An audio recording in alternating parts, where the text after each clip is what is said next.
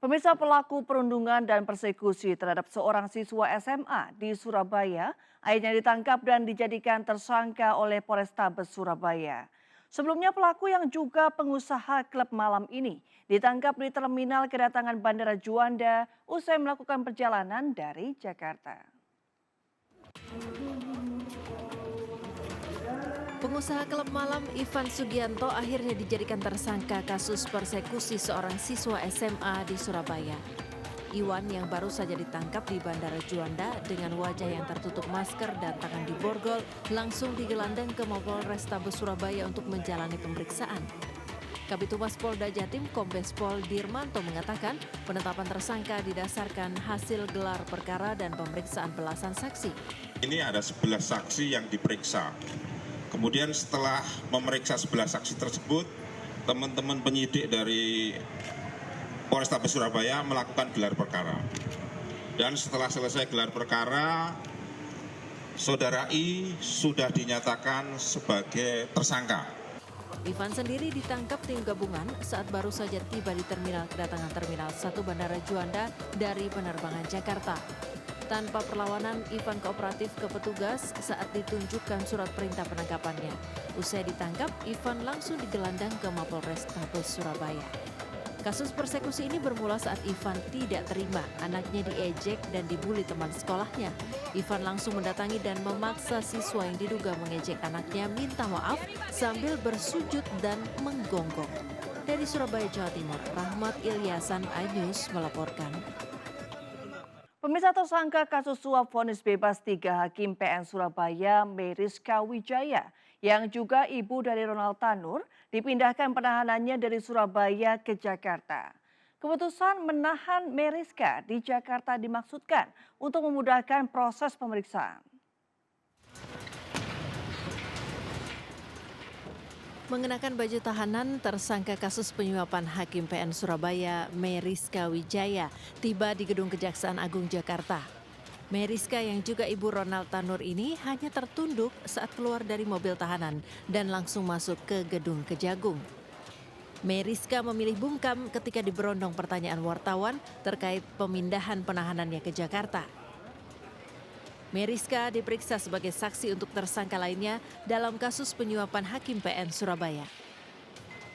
Tidak lama berselang, tersangka lainnya, Zarof Rikar, tiba di Gedung Kejagung. Ex-pejabat Mahkamah Agung ini diduga sebagai makelar kasus suap vonis bebas 3 Hakim PN Surabaya. Seperti Meriska, Zarof juga memilih bungkam saat ditanya wartawan. Zarof langsung masuk ke gedung untuk menjalani pemeriksaan. Kapuspen Kejaksaan Agung Harli Siregar mengatakan alasan pemindahan penahanan Meriska ke Jakarta adalah untuk mempermudah pemeriksaan. Pertimbangannya adalah bahwa penyidik melihat perlu ada efektivitas dari penyidikan sehingga yang bersangkutan sebaiknya dipindahkan.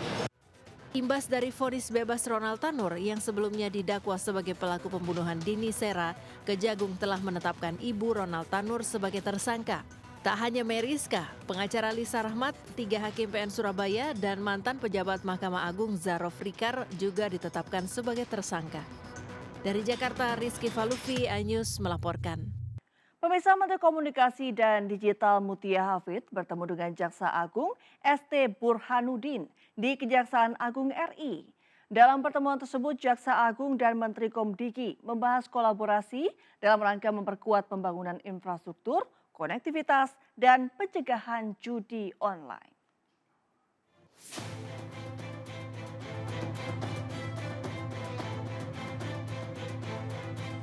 Dalam pertemuan yang berlangsung kemarin di Gedung Kejaksaan Agung Jakarta Selatan, Mutia mengungkapkan peningkatan pembangunan infrastruktur konektivitas tersebut akan dilakukan di berbagai wilayah Indonesia, khususnya wilayah tertinggal, terluar, dan terdepan atau 3T. Mutia pun meminta Kejagung mengawal dan memberikan masukan setiap program Komdigi, baik program besar maupun kecil. Pencegahan judi online memang akan dilakukan secara masif. Jaksa Agung Burhanuddin mengatakan kasus judol di Komdigi masih diselidiki. Pihaknya akan bersinergi dengan kementerian lain agar tidak terulang hal-hal yang merugikan masyarakat. Penanganan judi online, meskipun mungkin belum sampai di kejaksaan, nanti beliau akan sampaikan. Kemudian ekosistem untuk kerja bersama atau komitmen bersama ini kita mulai sejak awal. Jadi kurang lebih itu ini juga sesuai dengan arahan Presiden yang menyampaikan bahwa semua bidang, semua institusi harus bersatu padu menangani dan mencegah judi online. Dalam pemberantasan judi online, Kejagung juga berjanji akan membantu menyediakan jaksa dan pengacara, serta mendampingi dan mengawal setiap program Komdigi. Dari Jakarta, Rizky Falufi, iNews melaporkan.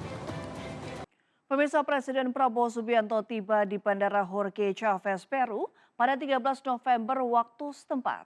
Kedatangannya disambut hangat dan antusias oleh warga negara Peru di salah satu hotel di Kota Lima.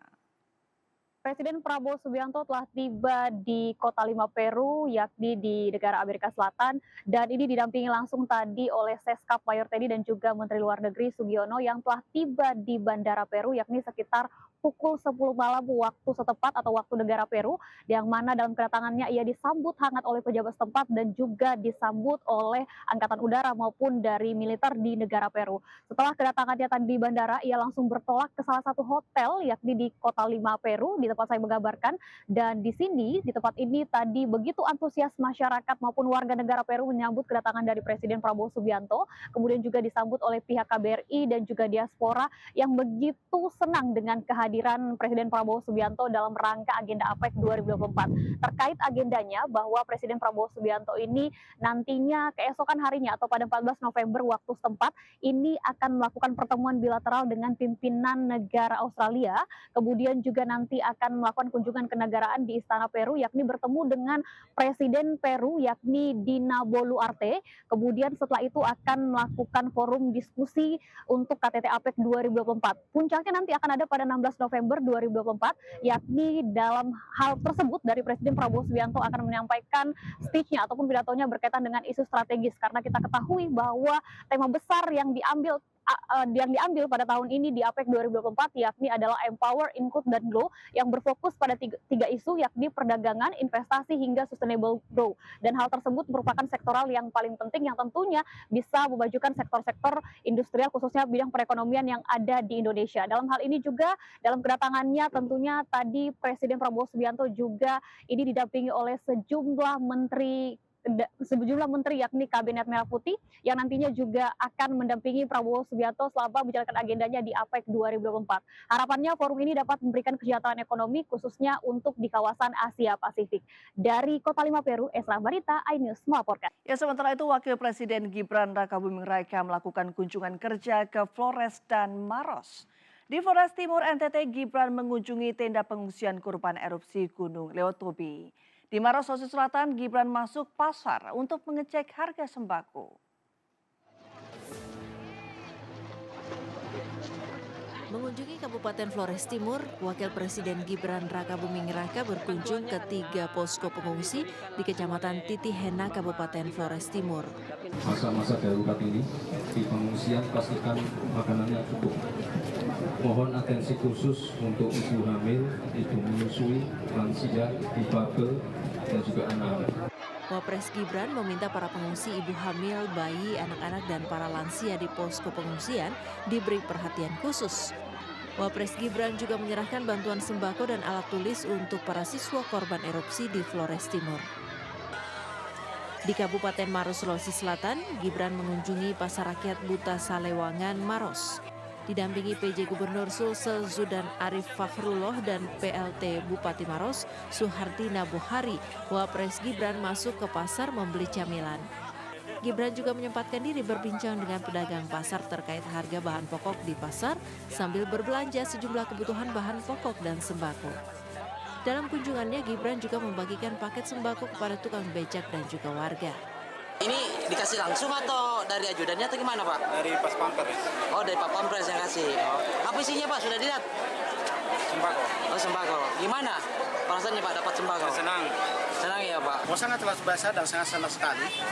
Karena selama ini kan kita tidak pernah datangi seperti itu. Dan dia langsung begitu. Setelah berkeliling dan menyapa warga, Gibran meninggalkan Pasar Tramo Maros menuju ke bandara untuk kembali ke Jakarta. Dari Flores Timur, NTT dan Kabupaten Maros, Sulawesi Selatan, Joni Nura, Wahyu Ruslan, Anyus melaporkan. Ya pemirsa, jelang pertandingan Timnas Indonesia melawan Jepang membuat demam bola mewabah sampai ke seluruh penjuru Nusantara. Momen ini pun menjadi berkah bagi para pedagang kaos serta aksesoris bola di Jember, Jawa Timur.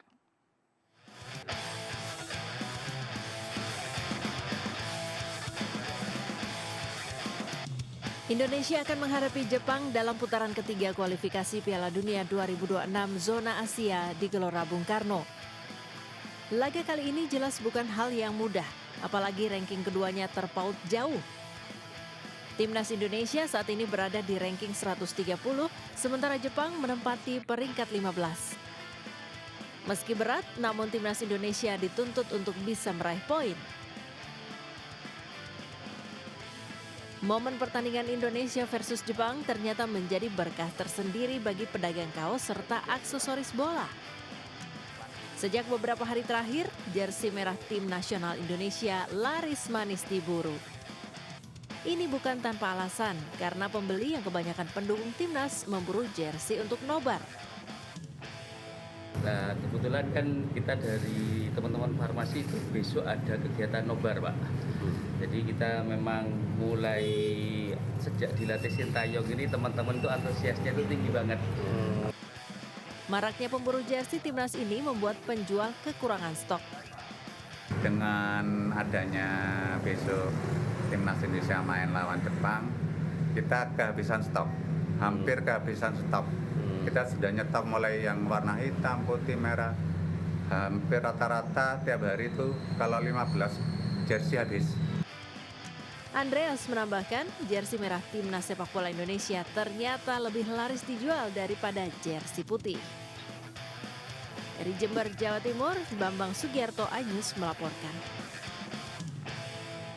Ya pemirsa, jika ada tim sepak bola yang berani menceburkan pelatihnya ke kolam berisi air es yang dingin, sepertinya hanya pemain timnas Indonesia. Kemarin sejumlah pemain timnas kompak membopong dan menceburkan pelatih mereka, yakni Sinteyong, ke kolam air portable hingga basah kuyup.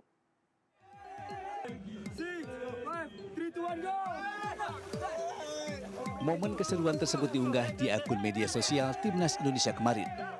Dalam video itu terlihat beberapa pemain seperti Ivar Jenner, Rizky Ridho, Pratama Arhan, Muhammad Ferrari, dan Rafael Struij terlihat mengangkat sang pelatih dan melemparnya ke dalam bak besar berisi air. STY pun basah kuyup usai diceburkan ke kolam air portable itu. Momen tersebut berlangsung saat skuad Garuda mengikuti latihan sebagai persiapan melawan Jepang yang akan berlangsung pada Jumat malam nanti.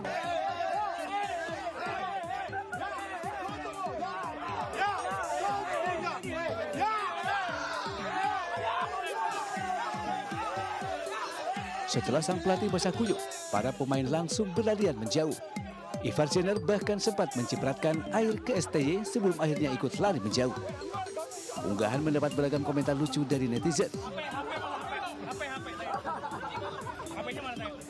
Muhammad Suhur Fadil misalnya menulis, ya siapa lagi kalau bukan ide Rizky Ridho. Waktu STY main game basket aja diusilin. Sedangkan Ubaidillah Fauji menulis, Ridho berani banget lu sama orang tua, dan menyematkan emotikon pertawa. Ya jelang laga krusial antara timnas sepak bola Indonesia melawan Jepang, Ketua Umum PSSI Erick Thohir melakukan inspeksi mendadak di Stadion Utama Gelora Bung Karno, Senayan, Jakarta Pusat. Untuk mencegah terjadinya kebocoran tiket, Erick telah menambah 103 unit kamera pengawas CCTV dengan identifikasi wajah.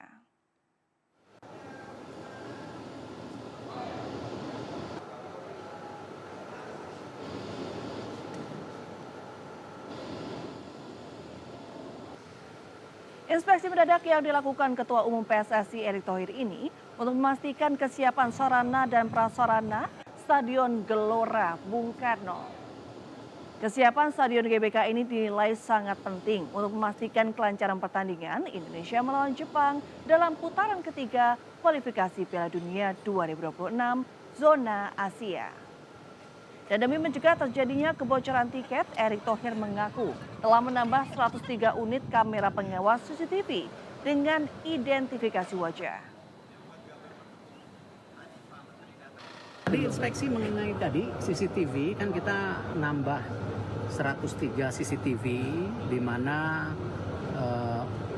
ada face recognition-nya, jadi nanti Garuda ID plus CCTV kita supaya jaga kebocoran tiket bukan karena komersial, tapi ini karena keselamatan.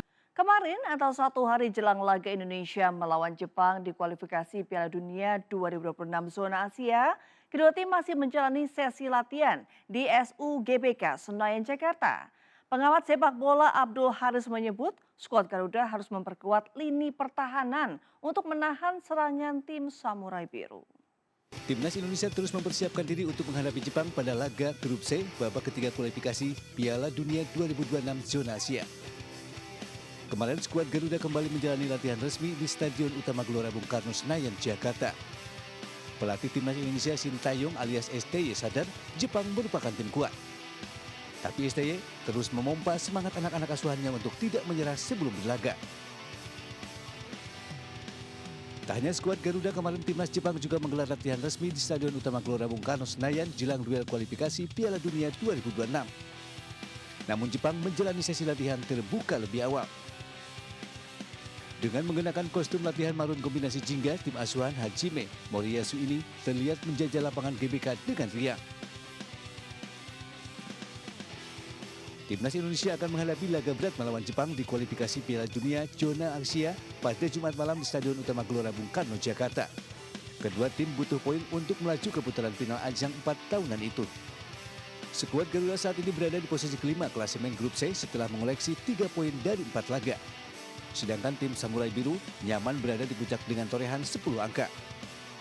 Pengamat sepak bola Abdul Haris mengungkapkan Jepang memiliki pemain dengan kekompakan antar pemain yang lebih kuat ketimbang Indonesia. Lantaran para pemain Samurai Biru itu telah bersama melakoni seluruh laga. Sedangkan Indonesia hanya memiliki pemain naturalisasi yang masih minim bermain dengan antar pemain. Itu sebabnya menurut Abdul Haris skuad Garuda harus memperkuat lini pertahanan untuk menahan gempuran tim Samurai Biru. Bahwa Jepang ini tim yang sudah terbentuk sangat lama. Mereka ini rata-rata sudah bermain sejak usia kelompok umur, sehingga chemistry mereka sudah tertata, dan tim ini kan udah terbentuk lama. Dengan adanya pemain-pemain diaspora kita yang bermain di luar negeri, dan juga ada beberapa di antaranya juga terbiasa dengan menghadapi lawan-lawan seperti pemain-pemain Jepang ini, mudah-mudahan sedikit banyaknya bisa menahan gempuran para pemain Jepang. Sementara itu meski memiliki lawan berat, sejumlah warga pecinta sepak bola tanah air tetap meyakini Timnas Garuda mampu menekuk tim Samurai Biru. Dari Jakarta, Tim Liputan iNews melaporkan. Kalau prediksi gue sih kayaknya Indonesia harus menang sih, 3-0 buat Indonesia lawan Jepang nanti. Ya minimal bisa ngimbangin permainan Jepang lah. Pasti menang Indonesia mah. 2-0. Kemungkinan ya, kalau menurut prediksi dari saya sih 3-0. Pemirsa, Timnas Futsal Indonesia berhasil menjuarai ajang ASEAN Futsal Championship 2024 yang digelar di Thailand. Dengan kemenangan ini, Timnas Futsal menyudahi puasa gelar selama 14 tahun. Timnas Futsal terakhir kali menjuarai ajang ini pada tahun 2010 lalu. Ketua Umum Federasi Futsal Indonesia Michael Victor Sianipar bersama ratusan fans olahraga futsal tanah air menyambut kedatangan Timnas Futsal Indonesia di Bandara Soekarno-Hatta. Para pahlawan Timnas Futsal Indonesia berhasil keluar sebagai juara dalam turnamen ASEAN Futsal Championship 2024 di Thailand, usai mengalahkan Vietnam 2-0 di babak final. Di Hari Pahlawan kemarin, teman-teman pemain atlet Timnas Futsal kita sudah menjadi pahlawan yang sesungguhnya dan berhasil memenangkan piala ini. Ini menjadi suatu kebanggaan bagi kita semua setelah 14 tahun menanti, akhirnya bisa kita bawa kembali. Dan ini menandakan bahwa futsal Indonesia naik kelas dan kita akan terus berlatih lebih keras lagi, mempersiapkan ke tingkatan-tingkatan yang lebih tinggi. Setelah 14 tahun kita puasa gelar, alhamdulillah piala ini baik lagi ke Indonesia. Ini juga berkat doa dan dukungan dari masyarakat Indonesia. Tanpa mereka semua kita bukan apa-apa. Kemenangan Timnas Futsal di ajang AFC 2024 menjadi pengalaman berharga untuk menghadapi berbagai turnamen internasional lainnya. Apalagi Indonesia akan menjadi tuan rumah Piala Asia Futsal 2026 yang rencananya digelar pada 14 hingga 31 Mei 2026. Dari Jakarta, Salam Rahmat Dias Triawan, iNews melaporkan.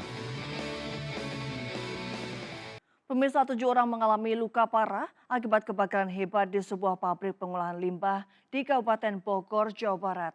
Banyaknya zat kimia dan bahan mudah terbakar membuat api tak terkendali dan disertai sejumlah ledakan.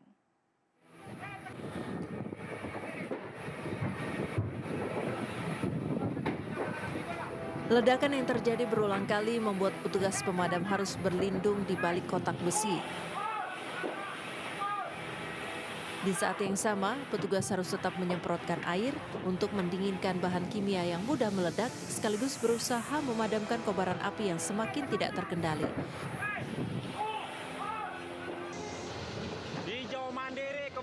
Kobaran api dan asap hitam juga terus membumbung tinggi dari kebakaran sebuah pabrik pengolahan limbah B3 di Desa Weninggalih, Jonggol, Kabupaten Bogor.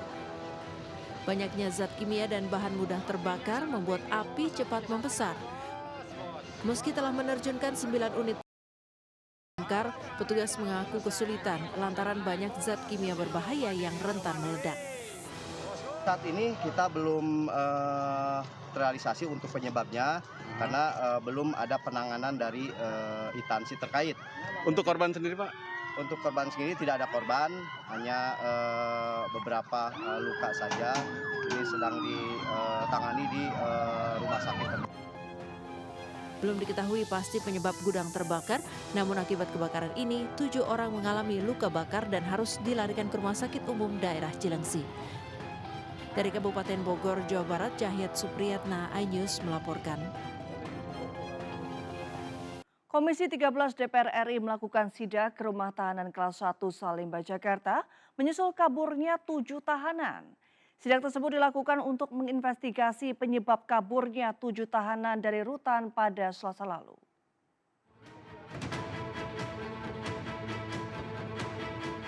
Ketua Komisi 13 DPR RI Willy Aditya bersama sejumlah anggota lainnya tiba di rutan Salemba, Jakarta pada pukul 9 pagi. Kedatangan anggota Komisi 13 DPR RI ini disambut langsung oleh Kepala Divisi Pemasyarakatan Kanwil Kemenkumham DKI Jakarta, Tony Nainggolan. Willy Aditya mengaku kehadirannya untuk menginvestigasi penyebab kaburnya 7 tahanan dari rutan Salemba, termasuk meminta keterangan terkait kronologis kaburnya tahanan, kapasitas, dan juga pekerja rutan. Berdasarkan hasil sidak, ditemukan beberapa kamera pengawas yang tidak berfungsi dengan baik. Atas temuan ini, pihak DPR meminta dilakukan pengecekan terhadap seluruh rekaman CCTV selama seminggu terakhir, termasuk kapan ke-7 tahanan tersebut ditempatkan di dalam sel yang sama. Kita kan tidak bisa ujuk-ujuk udah ada kesimpulan, tidak bisa. Kita turun dulu, kita cek dulu, kita sama-sama. Ya banyak hal ya. Satu, faktor kenapa bisa lari, yang kedua bagaimana ya selama ini kapasitas, habis itu tenaga sumber daya manusia yang ada di sini, banyak hal yang kemudian nanti kita akan. Sebelumnya diketahui 7 tahanan dan narapidana narkotika melarikan diri dari rutan Salemba, Jakarta pada Selasa dini hari.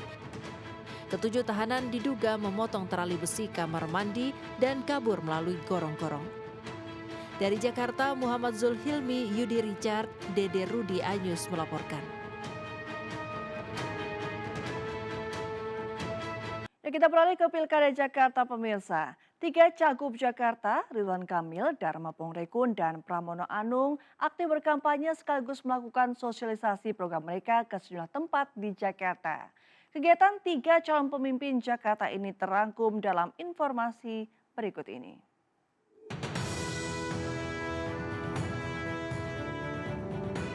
Belusukan Kang Emil kali ini sampai ke sebuah lahan kosong berisi air di kawasan Tanah Merah, Jakarta Utara.